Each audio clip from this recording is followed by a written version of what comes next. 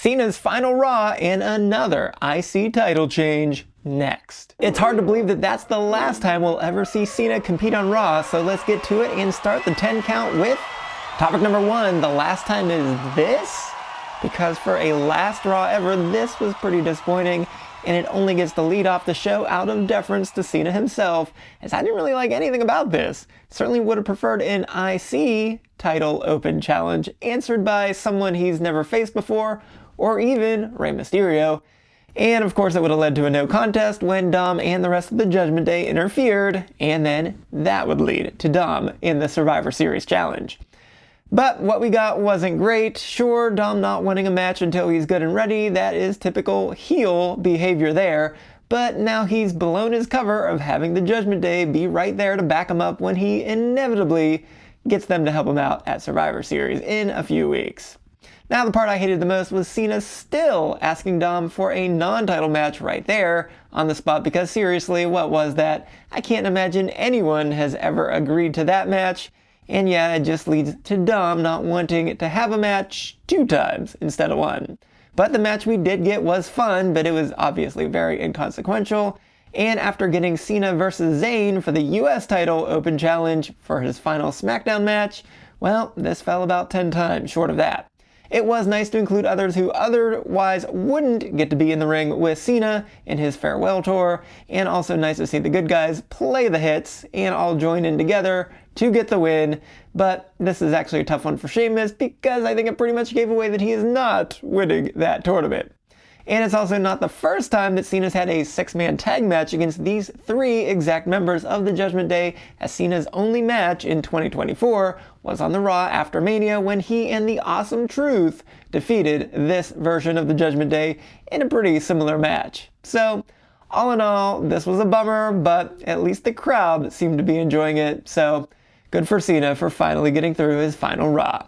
Topic number 2, that's the Maxx, as I just want to say that I really like Maxine. I like the Maximum Male models, they were totally great. Her pairing with the Alpha Academy has been great. Breaking away from Chad Gable, she did an excellent job there for sure. And those 3 lovable remaining losers, always sticking together and continuing to give it their best, and pretty much always losing, still inspiring stuff. And yeah, I like to see that weekly pick on X every week of her training in the dungeon with Natalya and a bunch of others. That of course is exactly what to see for someone who is so green as Maxine. But I'm sorry, I just don't like this. Remember, Maxine was 0-10-1 in her last 11 singles matches until she got 3 straight wins now against the greatest of all time. And it's not just me saying it, everyone is saying it, so how could that possibly happen? It's absolutely criminal for Becky that she keeps getting handed this same crooked referee who has that vendetta against her, and of course that is obviously taking Becky very far off of her game. And of course that is just another reason why General Manager Pierce should be fired. But I will give Maxine her props for a very nice spinning heel kick, followed by the fisherman suplex combo, but she then immediately blew it as she completely whiffed on her step-up leg drop, and then she had the least convincing kick out of all time following Becky's powerbomb on her.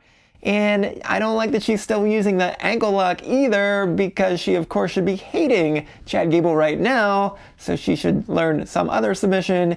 And then winning with a crossbody. Are you kidding me?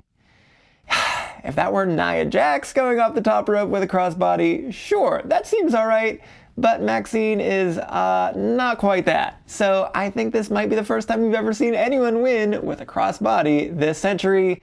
And for it to be for the IC title, yeah, absolutely terrible.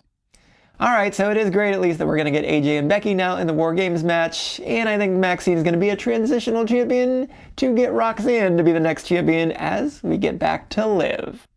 Alright, on to topic number 3, and that is War Ready. And no, I don't like War Games or any match that doesn't start officially until everyone's already been fighting for about 30 minutes. That sounds like a terrible idea to me, but Triple H does love himself some War Games, so at least they go big with this concept. And of course, the 5th men on each side, being Lesnar and Reigns, yeah, I think they knocked that out of the park for sure. So yeah, I've got to hand it to them for making this match as big as possible.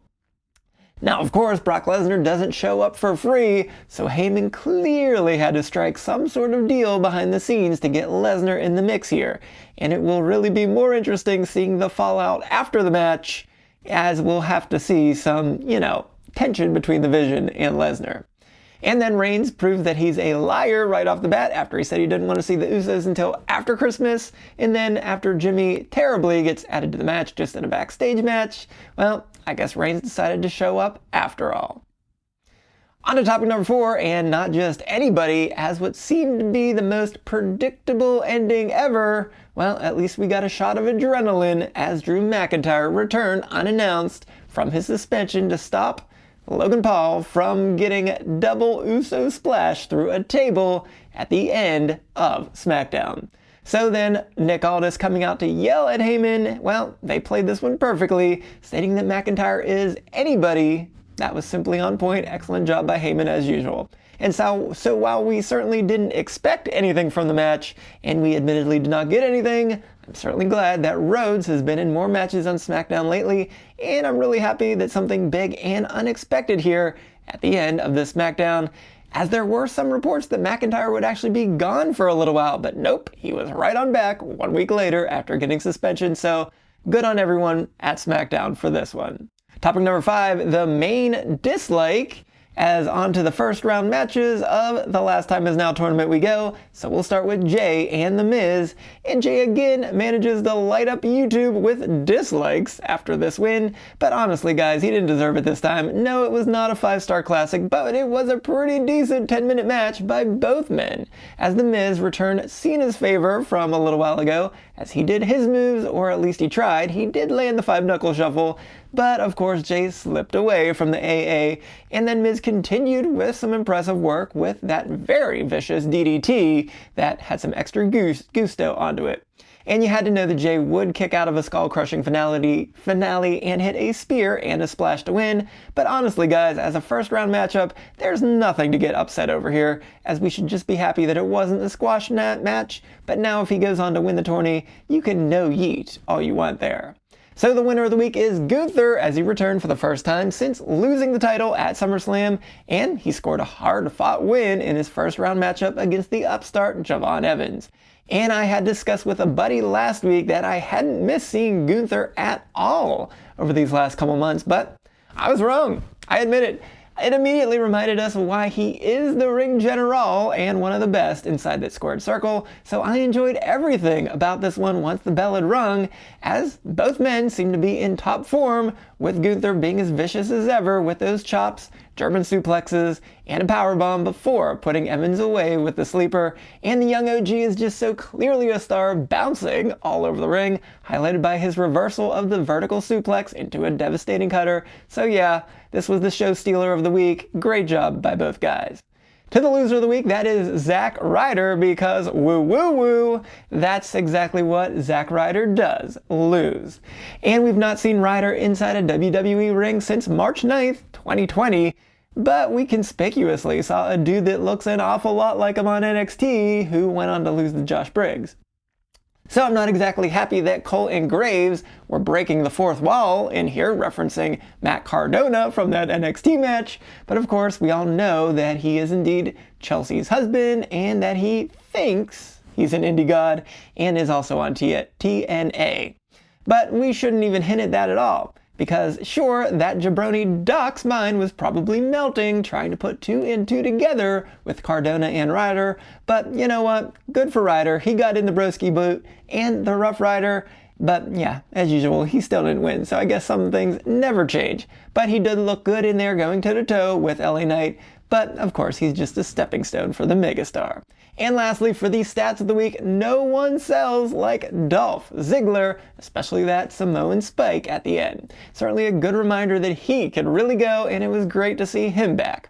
Now, he hasn't participated in the TNA NXT shenanigans as much as the rest of the TNA roster recently, but he did lose to Fraxium in January for the NXT tag titles with his brother. Now, of course, this kind of feels like a waste to have the TBDs in this tournament just be these TNA guys, But nonetheless, let's get to the stat. It is the number 24, because that is now the combined winless streaks of Ziggler and Ryder on the main roster in WWE, because Ziggler is now 0-9-1 in his last 10 TV matches, as his final match prior to tonight was a double countout versus McDonough on May 29th, 2023 on Raw, and his last win was a DQ win versus Austin Theory on November 14th, 2022. But notably, his first loss in his current losing streak was against the same man that he lost to tonight, which is Solo Sikoa on January 9th, 2023 on Raw.